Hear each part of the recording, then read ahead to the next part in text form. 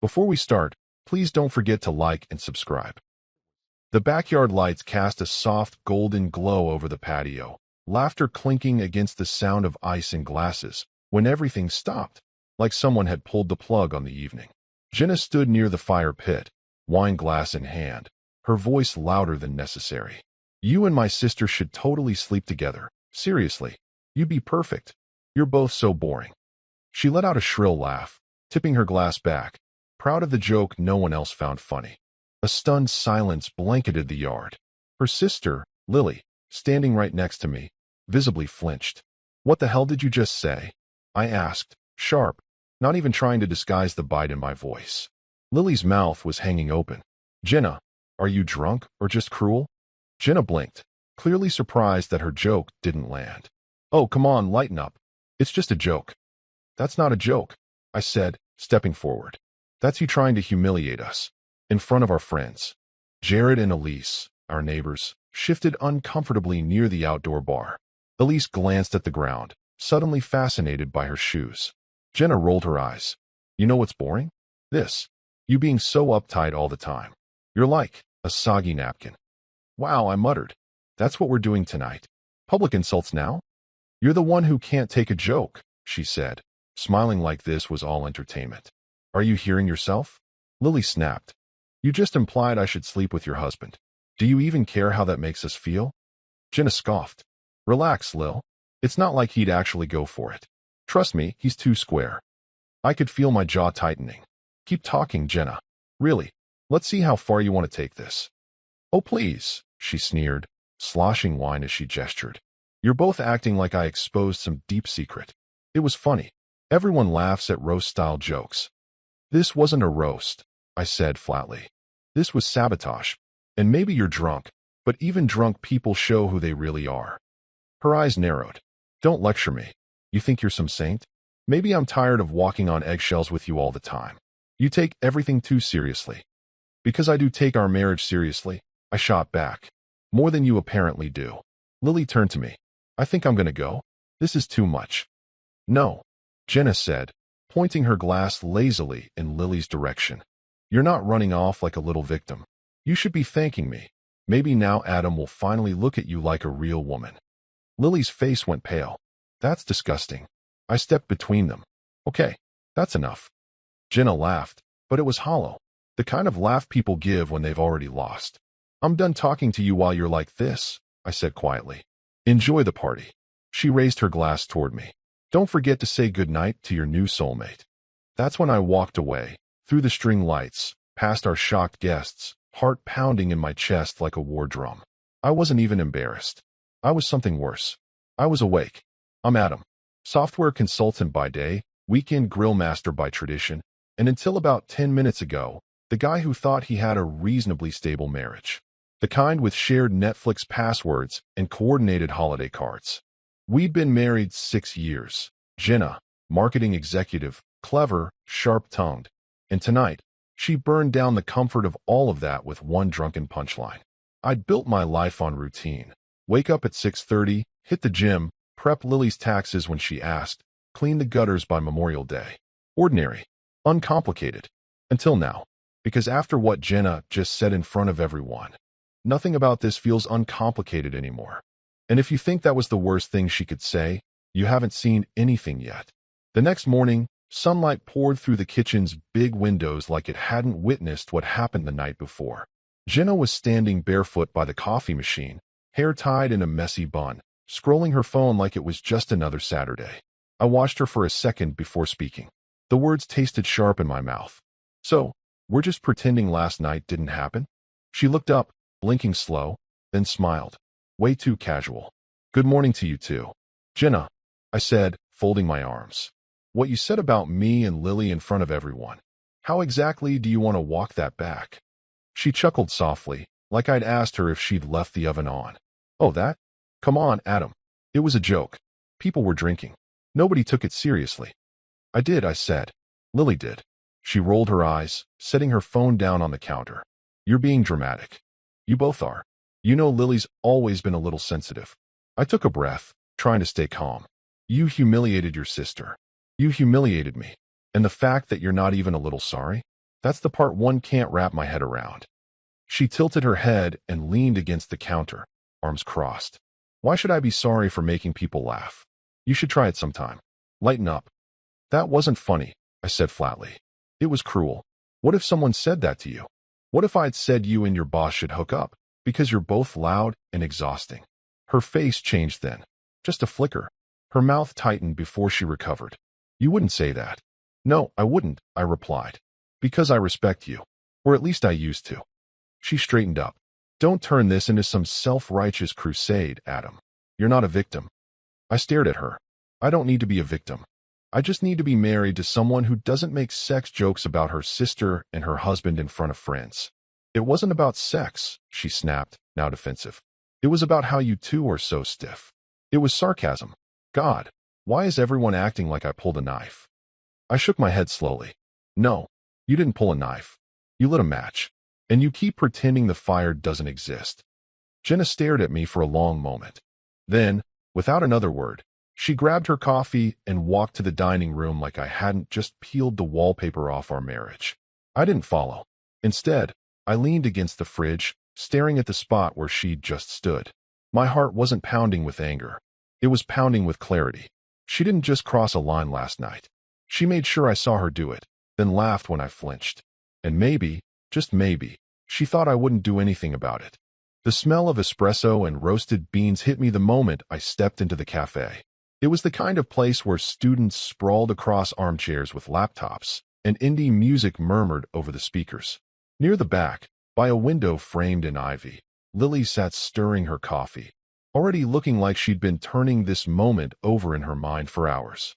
She looked up as I approached, her dark hair pulled into a low ponytail, a crease of worry etched between her brows.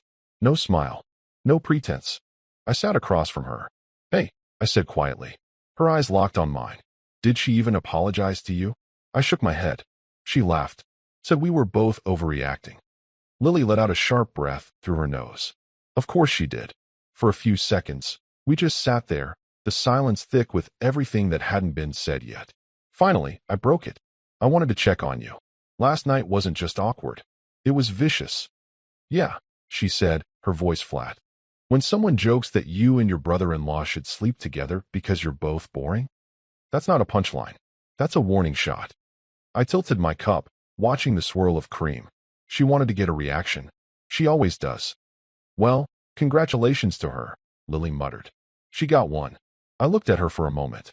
Do you think she actually believes what she said? That you and I? Lily shook her head, but something flickered in her eyes. No, but I do think she wants to believe it. Wants something to fight against. Some imaginary betrayal to justify her own behavior. She's angry, I said. But for what? I don't know. Lily leaned forward, her voice low. She's insecure, Adam. She jokes when she's scared. And when she's drunk, the filter goes out the window. I've seen this before, when we were kids, when she was threatened by anyone getting attention that wasn't hers. I sat back slowly. So what do we do? Just forget it? Lily blinked. Do you want to forget it? I didn't answer right away. The question sat in the space between us, daring me to say what I hadn't dared admit, even to myself. No, I finally said. I want her to feel what I felt. Embarrassed. Small. Powerless. She nodded. Good. Because I have an idea. I raised an eyebrow. Lily smirked, just a little. What if we let her believe her joke has legs? I stared at her. You want to fake it? No, she said quickly.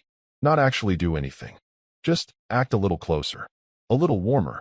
Enough to make her wonder. Enough to let her jealousy chew her from the inside. I couldn't help the small smile that curled at the corner of my mouth. You sure you want to play that game? She started it, Lily replied, sipping her coffee like she was discussing weekend plans. Besides, I know where the line is. And you do too. We don't cross it.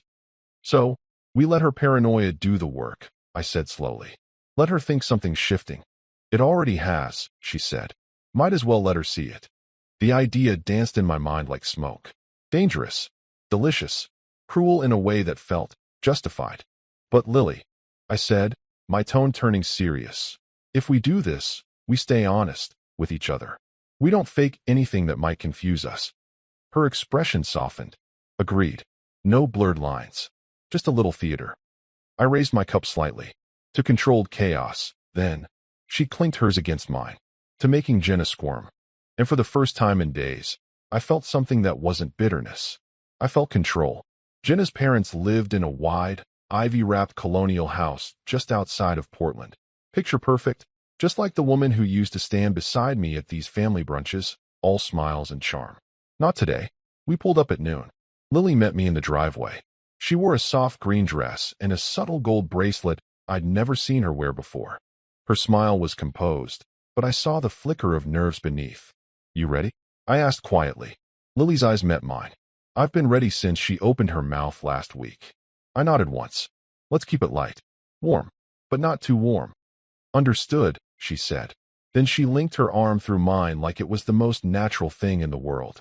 Inside, Jenna's mom greeted us first. "Adam, Lily, oh good, you made it." Jenna's father gave me a polite pat on the shoulder, then turned to Lily, looking radiant as always. Lily smiled. "Thanks, Mr. Dalton. It's good to be here." Jenna was in the kitchen, tight smile, clutching a mimosa like it was a lifeline. Her eyes narrowed the moment she saw Lily's arm hooked around mine. I didn't look away. "Hey, honey," I said flatly. She glanced at Lily. "Nice dress." "Thanks," Lily replied, unbothered. Adam picked the color. That did it. Jenna's eyes flared, but she swallowed the reaction. I saw her nails dig slightly into the glass stem. Brunch was set up on the back patio. Omelets, croissants, fruit platters, everything her mom did best. The table was long and floral, tucked beneath hanging string lights and surrounded by peonies. Jenna sat at the head. I sat across from her, and Lily settled beside me. "Remember when we tried to cook French toast and set off the smoke alarm?" Lily asked me with a laugh, halfway through the meal. I grinned. "That was a disaster. You blamed the toaster." "It was the toaster," she fired back. We both laughed, and I noticed Jenna watching us. Her mouth was tight, unmoving. "You two seem close lately," Jenna said suddenly. Lily kept her eyes on her orange juice. "Well, I guess it's easier to bond with someone who doesn't make fun of me in public." Jenna's mother cleared her throat delicately. "Can we not do this here?" Jenna snapped, her voice too loud for the moment. "We're just talking," I said calmly. "You always say I should open up more." "You're trying to embarrass me," she hissed. "No," I replied. "That happened last week. Remember?" Jenna slammed her napkin down. "I said I was sorry for that." "You never did," Lily said. Mrs. Dalton stepped in quickly, placing a gentle hand on her daughter's shoulder. "Jenna, sweetheart, maybe just take a breath." But she was past that point. Her face was flushed, her eyes glossy. "You think I don't see what this is?" she spat. "You think you're clever, both of you." "We never said we were clever," I said, cutting into a croissant. "But apparently we're entertaining." Her father stepped in next, voice low but firm. "That's enough. Let's not ruin the meal." Jenna pushed her chair back. "I've lost my appetite." And she stormed inside. Lily reached for the coffee pot, refilling my cup. "Too much." "No," I said, watching the swinging door still in motion. "Just enough." I caught her parents exchanging worried glances, but neither said anything else. For the first time in a long time, I didn't feel cornered. I felt like the storm was finally circling her. The drive home was silent. Not the tense kind where you hold your breath waiting for the other person to explode. No, this was the colder kind. The kind that feels like you're both passengers in a car headed straight for a cliff, and neither of you is willing to grab the wheel. When we stepped inside, the door shut behind us with a soft click that sounded too final. Jenna kicked off her flats, tossed her keys on the console table, and turned to me slowly. "So that's what we're doing now?" she asked. I didn't look up. "Doing what?" She narrowed her eyes. "Parading around like the two of you are some charming little double act. Laughing at all your inside jokes.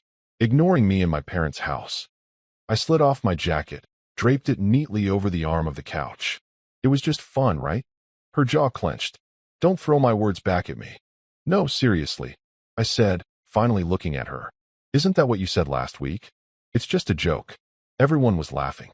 Her voice dropped an octave. "This is different." "Sure," I replied. "Because this time, you're the one on the outside." She walked across the room, pacing, arms crossed tight, like she was physically holding her anger in. "Do you have any idea how you made me look today?" My parents were embarrassed. I leaned against the kitchen doorway, hands in my pockets. "They weren't embarrassed by us, Jenna. They were embarrassed by you. You made a scene. Again. She spun toward me. I made a scene because my husband is flirting with my sister in front of my entire family.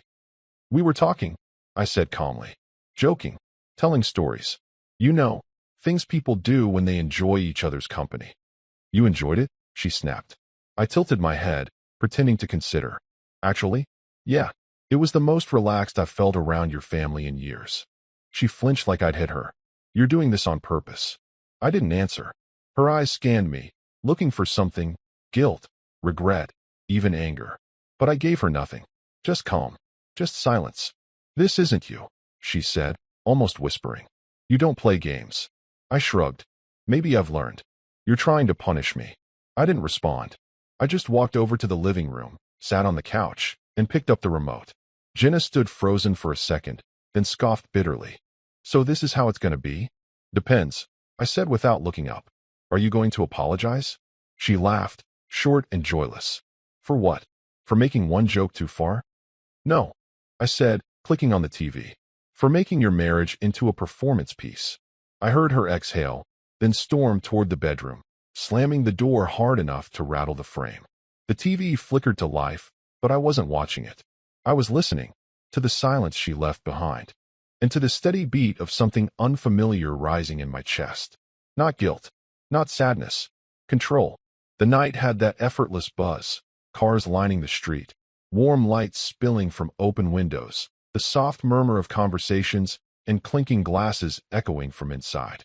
Lily and I stood outside the front door for a moment, hearing the laughter inside before stepping in. Ready? She asked. I smirked. Too ready. She reached for my hand, threading her fingers through mine. It felt strange at first, but not in a bad way. Familiar, maybe. Natural in a way that hadn't been earned, but slipped into, like a jacket you forgot you owned. Inside, the place was alive with warmth. Candles flickered on every table, platters of bruschetta and skewers of grilled shrimp filled the air with the scent of basil and char. Brian and Celeste, the hosts, waved from the kitchen island. There they are. Celeste beamed. Adam and Lily. Heads turned. Conversations paused. And then came the moment. The look. Jenna. Already there. Already watching, wine glass in hand. Her smile didn't quite reach her eyes. I nodded politely. Lily waved. We walked in like we belonged there. Hand in hand. Wow, Brian said, hugging Lily. You two came together? Yep, I said. She was on the way. Figured we'd save gas. Saving the planet and arriving fashionable. Respect, he chuckled.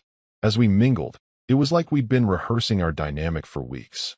I'd never realized how effortlessly Lily could pull people in. Her quick wit, her deadpan one-liners, the way she leaned in just slightly when she laughed. And me? I let go. No walls. No calculated pauses.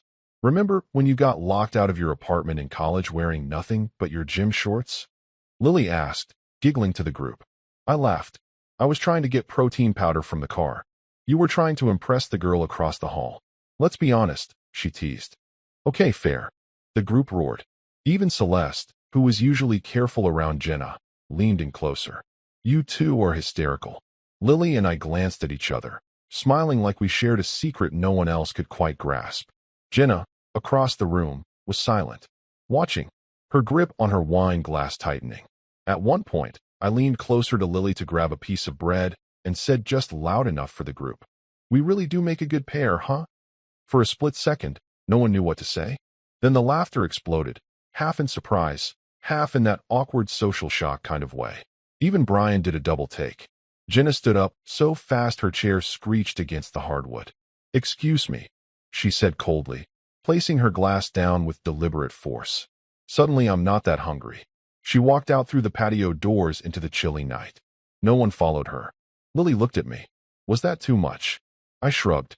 Probably. She smiled. Still worth it. We didn't chase her. We just kept laughing. The house was dark when I got home. Jenna hadn't returned from the dinner party, or if she had, she was hiding behind a locked bedroom door. Lights off, silence heavy. I didn't check. Instead, I dropped my keys in the bowl by the entryway, kicked off my shoes, and walked straight to the kitchen. I stood there a while, the fridge humming quietly behind me, my hands resting on the counter, still caught in the echo of Lily's laughter from earlier that night. I could still picture her, standing beside me in Celeste's living room, wine in one hand, leaning into me with a joke, her smile tilted, a dimple showing just at the edge of her cheek. I'd seen that smile 100 times over the years. But tonight, I felt it. It wasn't just that she'd looked good, although she did. That green dress had drawn eyes, and not just mine. But it was more than that. It was how she moved through the room like she belonged there. How her jokes landed without effort. How she defended herself, and me, without flinching. She hadn't been an accessory to the night. She had led it. Jenna had tried to play hostess with passive-aggressive smiles and sideways glances. But Lily? Lily had disarmed the entire evening with nothing but charm and presence. And suddenly, I couldn't stop thinking about her. I poured myself a glass of water and sat on the couch. The silence in the house was deep, deeper than usual. My eyes drifted to the framed photos along the mantel. One was from a beach trip years ago. Me, Jenna, and Lily, arms slung around each other. I'd never looked too closely at that photo before, but now I did. Now, I noticed the way my body leaned ever so slightly toward Lily. The way her smile looked real, while Jenna's looked practiced. It unsettled me. I sat back, letting my head rest on the cushion behind me. This was Lily, Jenna's sister. This wasn't supposed to happen. But the thoughts came anyway, uninvited, persistent. Lily, laughing in that low voice of hers. Lily, with her unapologetic honesty. Lily, who'd never once made me feel small. I thought back to something she said earlier tonight, when we stepped outside for air between dinner and dessert. You know, it's weird, she said, looking up at the sky. How some people only feel powerful when they're pulling others apart. Yeah, I replied, watching her profile in the moonlight. It's exhausting. She turned to me, eyes soft. That's why it's easy being around you. You don't make things harder than they have to be. The moment had only lasted a few seconds. But now, in the quiet of this empty house, those few seconds replayed on a loop. I closed my eyes, trying to shake it. This wasn't the plan. This had started as a strategy, a bit of emotional warfare, a calculated game to pull Jenna's strings. But now I couldn't tell which part was real and which was still performance. I opened my phone and found Lily's name. No text, no call. I just sat there, thumb hovering over the screen. Then I locked it and set it face down on the table. This wasn't the time. But the truth? The truth was, for the first time, I wasn't sure I wanted the game to end. Sunday mornings used to mean slow coffee, newspaper sections tossed across the kitchen table, and Jenna humming while she watered the plants. Now it meant silence. She hadn't come home last night. I wasn't surprised. She was unpredictable these days, slipping between ice and fire, depending on who was watching. And last night, she'd been humiliated in front of people she once controlled with nothing but a tight smile. Good. I was halfway through my second cup of coffee, staring out the back window, when my phone lit up with Lily's name. I answered before the second ring. Hey, you busy? She asked. Her voice was casual, but there was something behind it, tight and playful. Nope. Why? There was a pause. I could practically hear her grin. I know where Jenna is. That got my attention. I sat up straighter. Where? She's at that cafe on Pine and Alder. The one with the terrible lattes and the couches that sink too low. I smirked. Okay. And I was thinking, she said slowly, what if we just happened to be walking by and decided to grab a coffee? I let the idea stretch in the air between us. You want to walk in together? I said. Exactly. Hand in hand. Like we always do now. Another pause. This time it was mine. You think she's alone? She's not with our parents. I already checked. Her car's there, parked like a getaway driver backed it in. I laughed. You're dangerous. I'm careful, she said. But I'm also a little curious to see how far she unravels when we don't even look at her. I stood up, already heading to the bedroom to throw on a jacket. I'll be there in 15. You sure? She asked, her voice suddenly softer. We can still back off. We've made the point. I paused, then answered without hesitation. No. Let's finish what she started. See you soon, Lily said. The line clicked off. As I buttoned my shirt, I caught my reflection in the hallway mirror. Something had shifted. Not just in me, but in my posture, my expression. I didn't look like the guy Jenna used to tease for wearing beige sweaters and forgetting to water the ferns. I looked sharper, collected, and underneath all of that, charged. By the time I pulled up to the cafe, Lily was already waiting at the corner. She wore a long burgundy coat, Her hair swept up, face glowing despite the cold. "Ready?" she asked. I nodded. Without a word, she slipped her hand into mine. It was warm, familiar now. The sidewalk was crowded enough to feel alive, but not so packed that we'd go unnoticed. Especially not with Lily on my arm and the energy between us practically humming through the air. As we approached the cafe, I could see through the wide front windows. Jenna sat near the corner, alone, legs crossed tightly, stirring something in a cup that looked long forgotten. She was facing the entrance. "Perfect. Smile," Lily whispered. I did. We opened the door and stepped inside, hand in hand. The bell above the cafe door gave its usual soft chime. But the moment we stepped inside, the sound cut through the room like a rifle shot. And just like that, time stopped. Lily's fingers were still woven through mine. Her grip tightened as her gaze shifted past the baristas, the pastry case, the shelves of overpriced mugs, to the back corner. My eyes followed hers. And there she was, Jenna. Her hand cupped around the neck of a man I didn't recognize. Dark coat, clean cut, a little too polished for a casual Sunday. They were tucked deep in the booth, her legs touching his, and her mouth was on his. Not a peck, not some flirty lean in. She was kissing him, hard. Her hand slid behind his head, pulling him deeper, eyes closed like they were the only two people in the world. But they weren't. They weren't even the only two people in that cafe. Because I was standing 10 feet away, staring straight through the fantasy she thought no one would see. Lily let go of my hand slowly, and I snapped. I didn't even feel myself moving until my palm slammed against the edge of their table. The man jerked back, startled, wiping his mouth like a schoolboy caught in someone else's seat. Jenna's eyes flew open, and when she saw me, she froze. "Adam," she started, standing up so fast her chair scraped across the floor. "You're unbelievable," I said, loud enough for half the cafe to hear. "Of all the people, of all the ways." "It's not," she stumbled, her voice shaky. "It's not what it looks like." I laughed. A hollow, humorless sound. "You're kissing him, Jenna." The man stood, eyes darting between us. "Look, I didn't know what?" I snapped, turning on him. Didn't know she was married? Or didn't care? He held up both hands, stepping back. "Hey man, I don't want trouble." Too late. I grabbed the collar of his jacket. Not to hit him, not yet. Just to make it clear he needed to leave. "Now." "Adam, stop," Jenna shouted, reaching for me. The guy pulled free, knocking into a chair as he rushed for the exit. The door swung open and slammed behind him. I turned to her, fists clenched. "You couldn't even wait for things to fall apart. You had to tear them down yourself." "It wasn't like that," she said, her voice dropping, desperate now. "It just happened. We've been struggling." "Oh, we've been struggling," I echoed.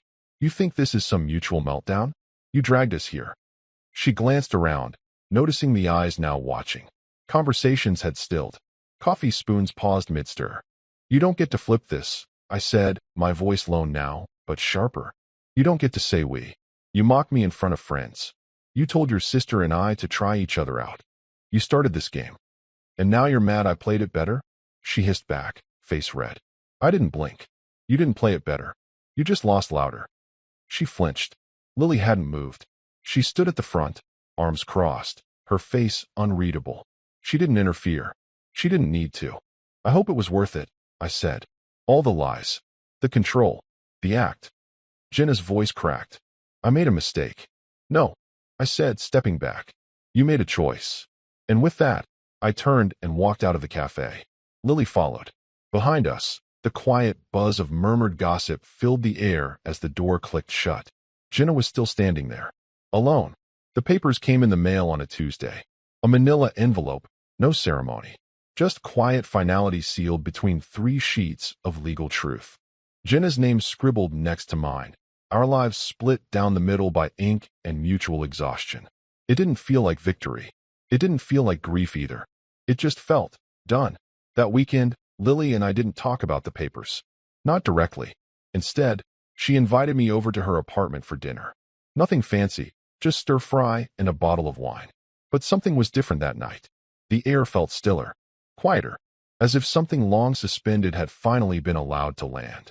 She lit a candle without realizing it, wore a sweatshirt instead of a dress, pulled her hair into a loose knot and sat cross-legged on the couch beside me, like this wasn't something she needed to perform for. Halfway through our second glass of wine, she looked over and asked, "So, now what?" I looked at her, really looked at her. Not Jenna's sister, not the accomplice in a slow-burning revenge. Just Lily. I didn't answer her with words. She didn't need them. We kissed. Slow at first. Not as a show, not as a weapon. Just a soft, deliberate moment, long overdue.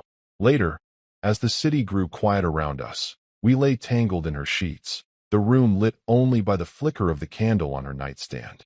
My arm was draped across her bare shoulder. Her head rested against my chest, steady and warm. "So," she said softly, "was this part of your evil mastermind plan?" I laughed quietly, brushing a hand through her hair. "Nope, this part definitely wasn't planned." She tilted her head up to meet my eyes. "Good, because I would have ignored it on principle if it was." "Liar." She grinned. "A little. But admit it, you thought about this." I let the silence answer for me. She sighed, settling back into me. "It's weird, isn't it? How something starts as a mess and then becomes this." "Yeah," I murmured. "I used to think revenge would feel sharp, clean, like slicing through a knot. And now it feels quiet." Lily shifted, her fingers tracing small circles on my chest. "Do you feel guilty?" I thought for a long moment before answering. "No. I feel like I finally stopped bleeding for someone who never noticed the wound." She nodded slowly. "Then you're free." That word, free, hung in the air between us. It didn't sound like an escape. It sounded like a beginning. I turned and kissed her forehead, letting the weight of the last few months melt into the mattress beneath us. It wasn't just that she was better than Jenna. It was that she made silence feel like comfort instead of punishment. We didn't speak again that night. We didn't need to. And as I drifted to sleep with her hand still in mine, I knew exactly when the game had ended, the moment I realized I didn't want to win anymore. I just wanted her. A week had passed since the night Lily fell asleep in my arms. Tonight, I was alone. Her scent still lingered on my hoodie, left folded neatly over the arm of my couch. The place was quiet, too quiet. I didn't mind. There was something comforting about the silence now. It didn't accuse me. It didn't ache. It simply was. I sat at the edge of my bed, sifting through the pieces of the past few months. Everything Jenna had done. Everything I'd done in return. The tension. The unraveling. The mask I'd worn so tightly, and the woman who saw through it like it was nothing but smoke. And then it hit me. That cafe. That day. Jenna, sitting in that booth, her lips on some strangers. Lily knew she would be there. She had to know. She didn't stumble across Jenna's location. She'd timed it perfectly, calculated the scene, set the trap, and I'd walked into it, hand in hand with the one person Jenna could never bear to see me close to. I leaned back against the wall, letting the weight of it settle. Lily had orchestrated the reveal. And for a brief moment, something in me twisted.